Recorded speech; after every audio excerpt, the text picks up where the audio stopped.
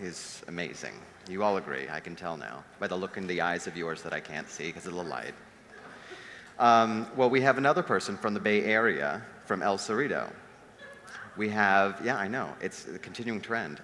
We have Hannah Gilberg.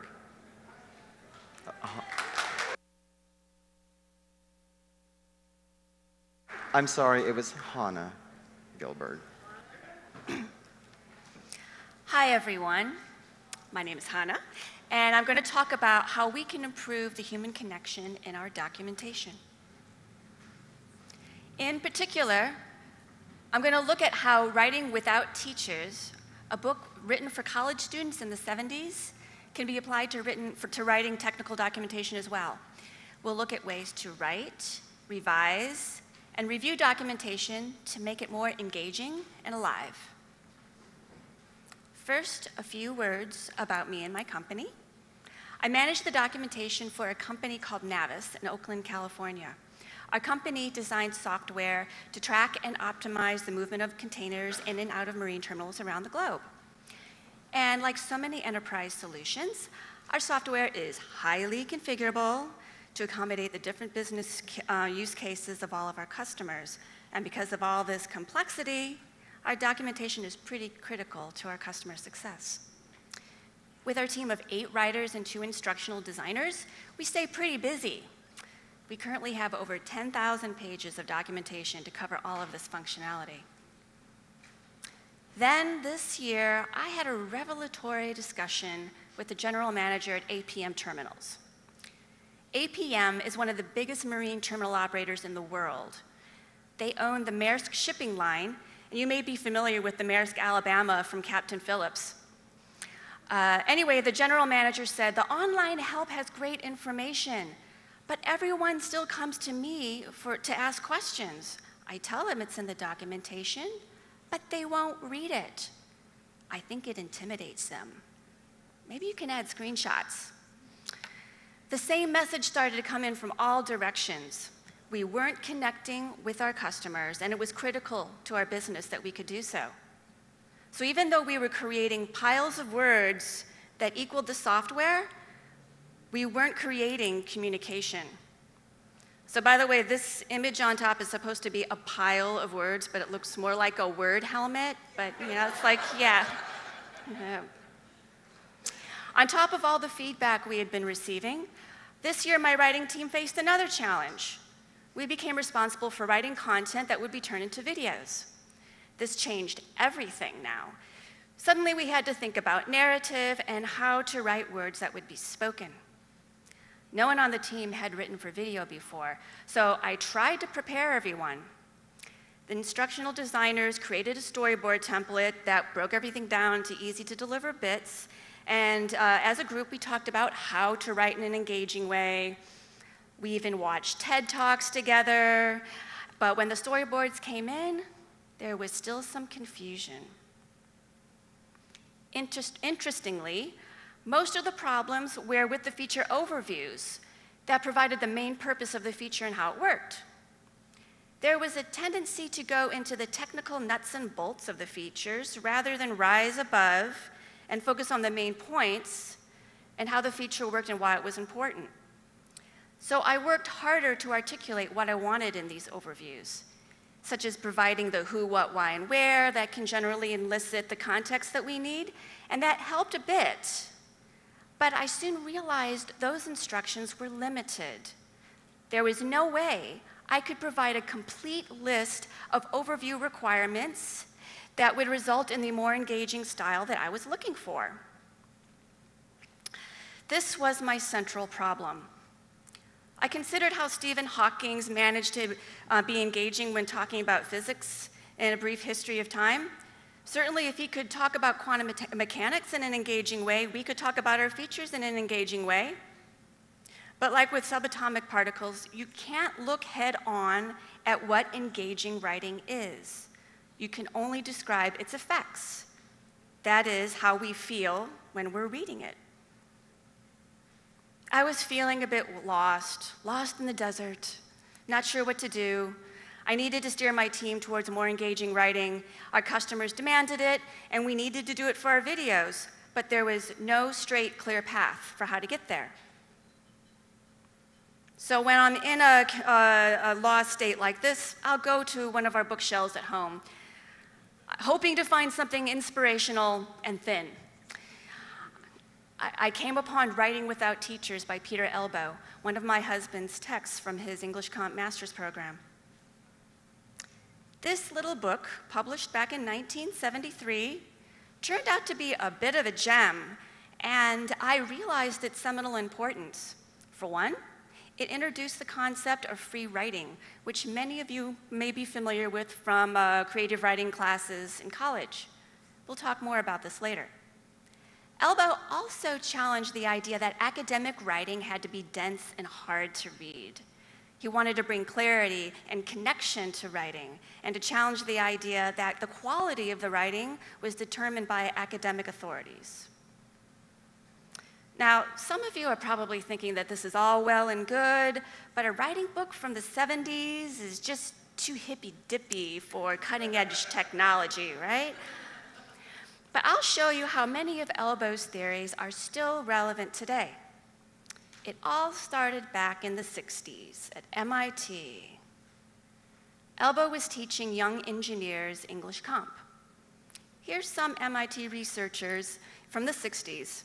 They're supposed to be coding, but really they're helping their friend create a profile on a proto-Tinder social network. Anyway, aren't they? They look so earnest, don't they? Anyway, Elbow, like me, struggled with how to provide consistent objective feedback for his students. Feedback that worked for one essay didn't work for another. Eventually, he came to a realization. I would find myself in the middle of writing a comment and begin to wonder whether it could really be trusted, whether it was really useful. Heck, I wonder that all the time when I'm reviewing. The more I thought about it, the more it seemed that these professional, objective matters of diction, paragraphing, organization, and argument weren't what determined how I responded to the paper. And this was his italics. So essentially, this was his epiphany right here. And it makes sense, right? When we say we like a book or a story, it's because we're in awe of the paragraphing or the organization. Generally, we respond to the writer's voice. So Elbow wrote his book to help students develop that certain something that makes their writing engaging. When I read it, a light went on in my head. Good writing, including technical writing, was more than adhering to rules. It was connecting to the reader. The question was how to create that connection. Elbow had a whole system, which I call the 3 pillars of engaging writing. The first pillar is free writing, second pillar, summarizing, and the third pillar is peer review. And we're not going to spend most of our time on summarizing. It's just it was like the widest word, so it's the widest pillar. We'll go through each of these processes, looking at various examples. And as I was developing these slides, I realized there were similarities between these processes and Agile. Free writing is a lot like the push to innovate and take risks that usually goes along with Agile development. Summarizing is similar to working iteratively and figuring out how to simplify a feature. Peer review is about being accountable to your team and collaborating, and it's also very much about flattening the hierarchy. So as I talk about each of these processes, for those of you working in Agile, think about how they relate to your Agile process. With Peter Elbow, it all starts with free writing, a practice he started in his classes at MIT. Free writing is taking a set period of time to write continuously without editing or censoring. People who write fiction do this to forcibly quiet their internal critical voice. But you're probably all wondering, what does this have to do with technical writing? Because let's face it, with technical writing, we're not purging words from deep inside us like we would be if we were writing an essay or a story. Generally, we're learning our subject matter as we go along. And on top of that, we feel we must construct our words very carefully in order to ensure that they're technically correct. However, I think there is something of value that technical writers can get from the free writing process. And of course, we have to have a cute bunny picture. There's something that can happen when you're so careful and timid. In your careful efforts to say something that won't be wrong, you may end up saying something so vague that there's nothing to hang on to, and the user will fill in the void themselves. They'll imagine a concrete use case that they want to see that somehow fits into your vague description. I've seen it. So after you've spent some time studying a new feature, rather than carefully write out the documentation from beginning to end, try to freely express your understanding of the feature in a way that's fresh and engaging to yourself. Express the connections you're making about how this feature works, and make those connections as concrete as possible, visualizing every step in your thinking. Don't worry if the words aren't perfect, or if even the logical connections aren't perfect. Let some ink spill. This is where your personality and your voice kick in. Because if you're not engaging with the feature as you're writing about it, it's going to be really hard for your readers to engage with what you write. Also, if you're making your own concrete connections, you're more likely to find usability issues, and this does happen if a certain flow just doesn't make sense. But be aware, this will not be the final draft, because chances are it'll be a bit of a mess. And of course, you're going to have to vet everything with your technical reviewers. But Elbow assures us that if we start off with a free writing process, even if we have to throw things out, all that time will not be in vain, because over time, the writing process becomes easier and more alive. But the question is, what do we do with all of that free writing mess? The next step in Peter Elbow's process is summarizing what you've written.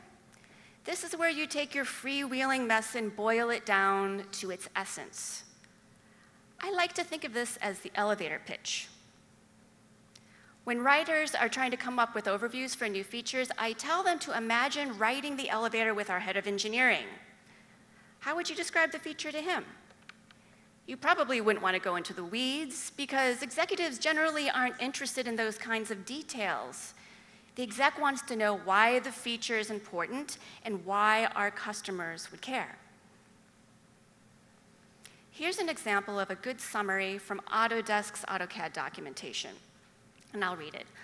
Layers are the primary method for organizing the objects in a drawing by function or purpose. Layers can reduce the visual complexity of a drawing and improve display performance by hiding information that you don't need at the moment. In this overview, it's clear why and how you would use these layers, and in very plain language. And there's a lot of little turns of phrase here and there that I'm imagining are the result of the writer really thinking about how to distill it down. For example, reduce the visual complexity of a drawing is a way of synthesizing what layers accomplish. And hiding information that you don't need to see at the moment, it has a friendly feel to it.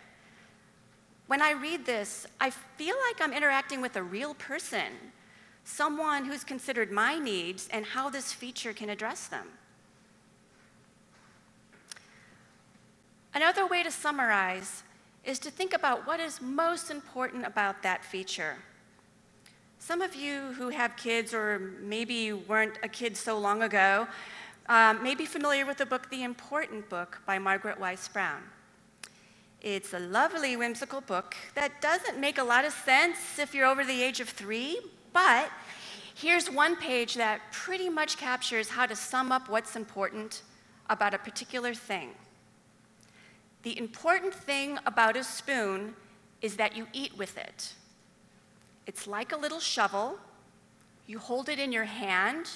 You can put it in your mouth. It isn't flat, it's hollow, and it spoons things up. But the important thing about a spoon is that you eat with it. So this passage lists all the properties of a spoon, but they're not all equal. The most important aspect of a spoon is that you eat with it, very simple. All the other attributes serve that main purpose. Be careful not to clutter descriptions with a bunch of attributes that are all on the same level of importance.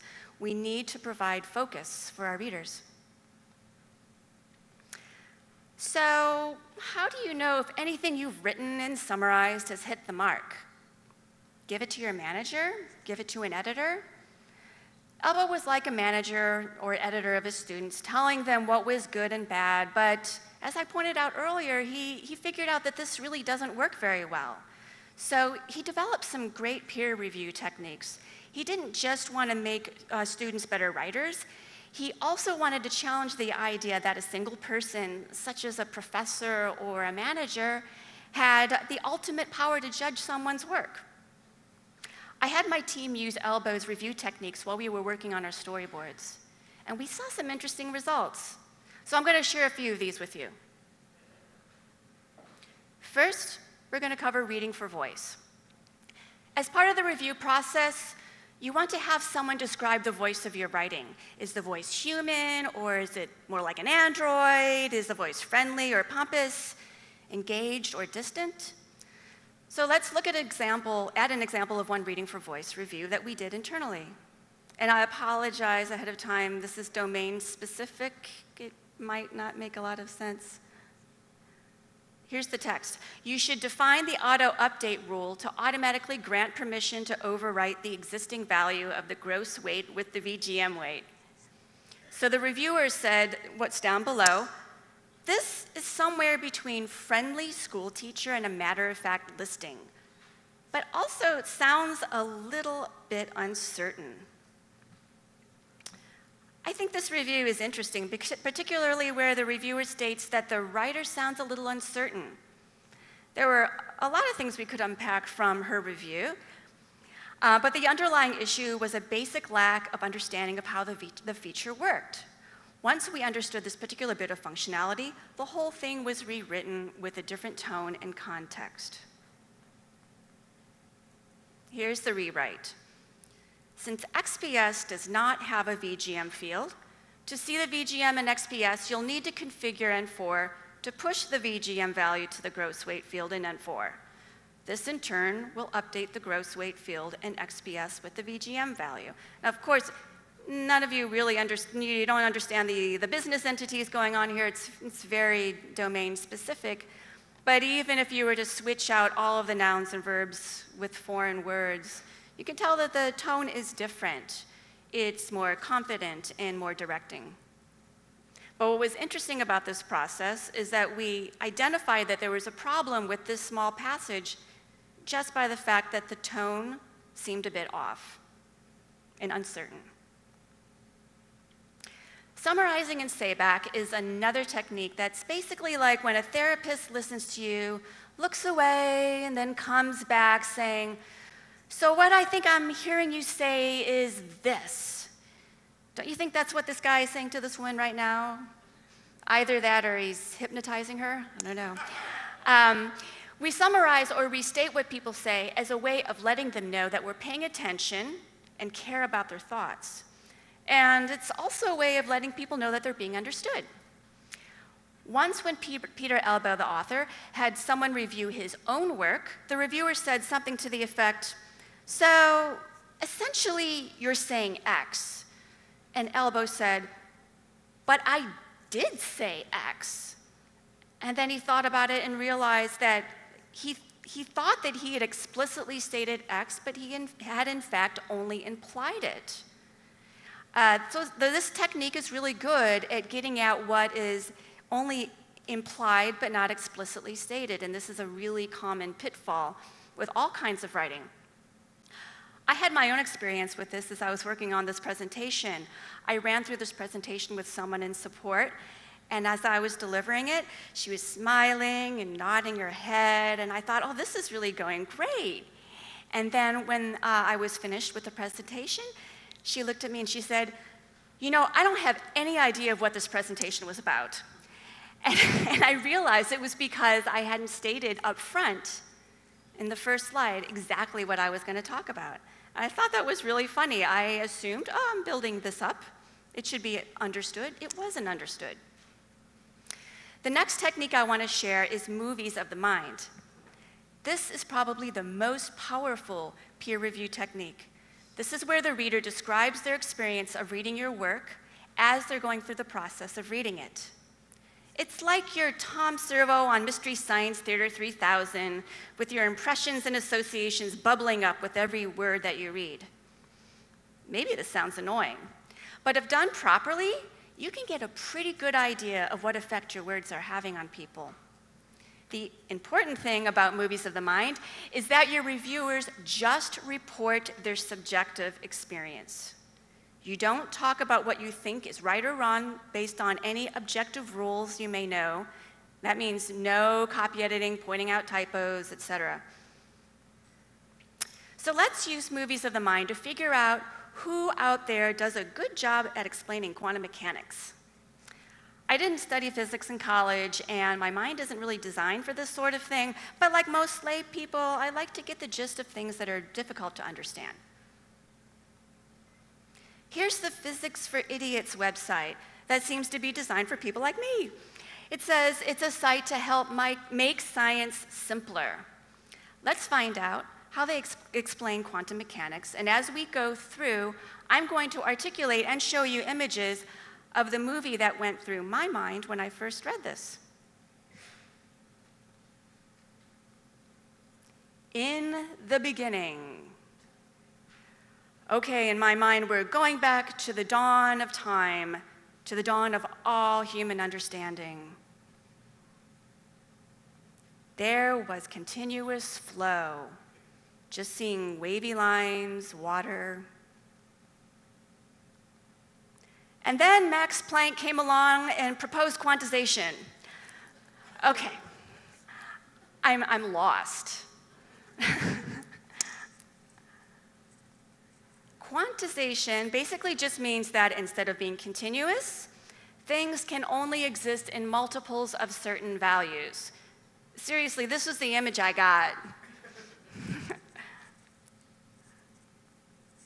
It's a little bit like having a tube of Smarties. You can split the tube so you can have less Smarties in there, or you can get another tube and have Smarties, but you have to have a whole number of Smarties because they can't be split. Okay, my head just exploded, but I don't feel any smarter about quantum mechanics. Now, to be fair to the writer, this was really creative, and they're genuinely trying to be engaging. And some of you may be thinking, Smarties, that's a brilliant metaphor for quanta. But that's probably because you already understand quantum mechanics. If you're a reader like me, with no understanding of physics to begin with, you need a little more explanation. Maybe there could be more explanation as to, how Smarties are like quanta, along with some illustrations. Okay. So here's another example of someone trying to explain pretty much the same thing. Actually, there's two different sources for this next description. This first part is from Todd's Intro to Quantum Mechanics, which he describes as a page intended to give an ordinary person a brief overview of the importance and wonder of quantum mechanics. I like how he uses the word intended. It's a bit of humility. So while I'm going to read the following description, I want you all to close your eyes and see if you can visualize what the writer is talking about. You're going to see what your own movie, the movie is in your mind for the next passage. When I say open, you can look at an image that represents the words and see how close your image comes to that. So everyone, close your eyes. In the early 20th century, it was well known that electrons orbited the nucleus of an atom. However, classical physics predicted that the electrons would spiral in and crash into the nucleus within a fraction of a second. Okay, open your eyes. So what was just described is the central problem that drove Max Planck to come up with quantization. Now, close your eyes again.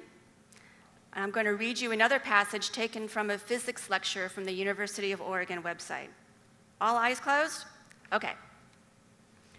To resolve this problem, Planck made a wild assumption that energy at the subatomic level can only be transferred in small units called quanta.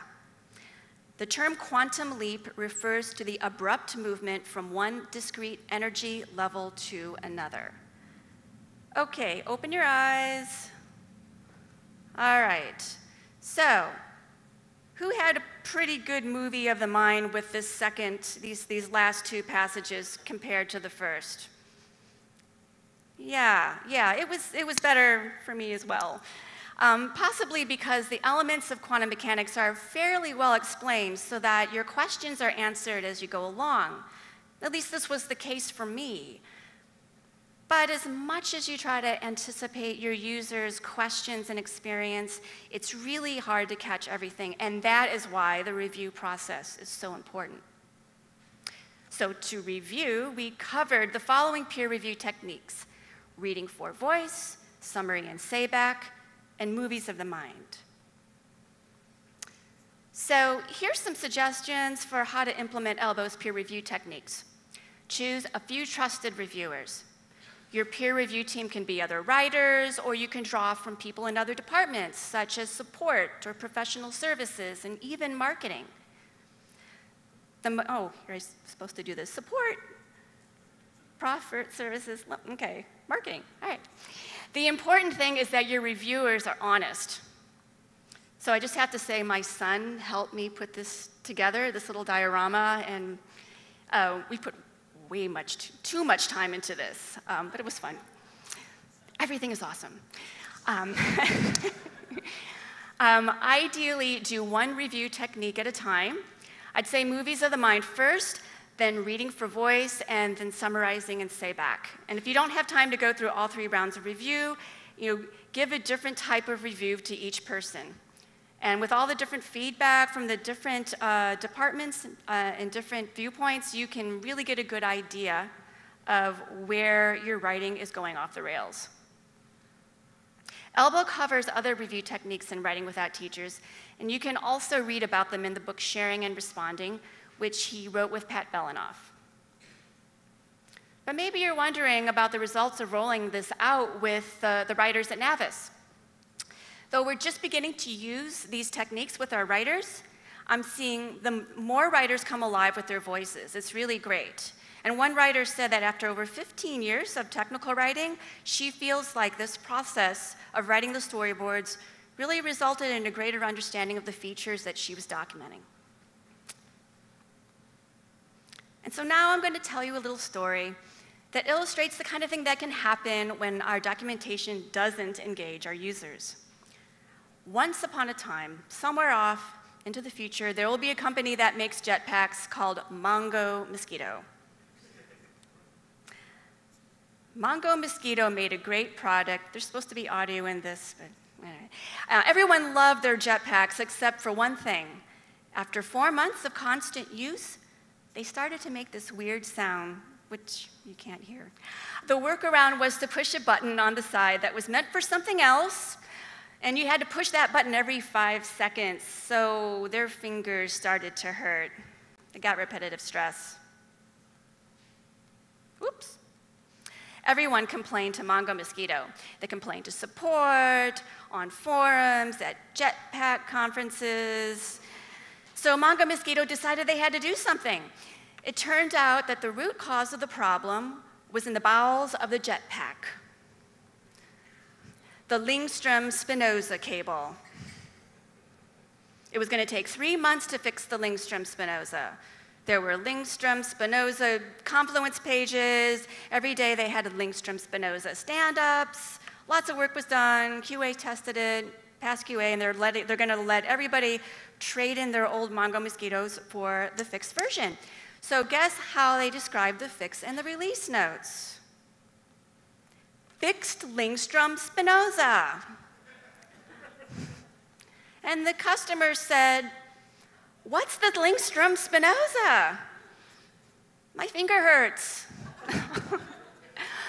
So now that you've been through this presentation, imagine how you would rewrite that release note. Imagine how you could better connect with those users, and I'm sure you do a better job. Anyway, that wraps up my presentation. And here's a list of some books that you might want to read, other books by Peter Elbow. And thank you for listening.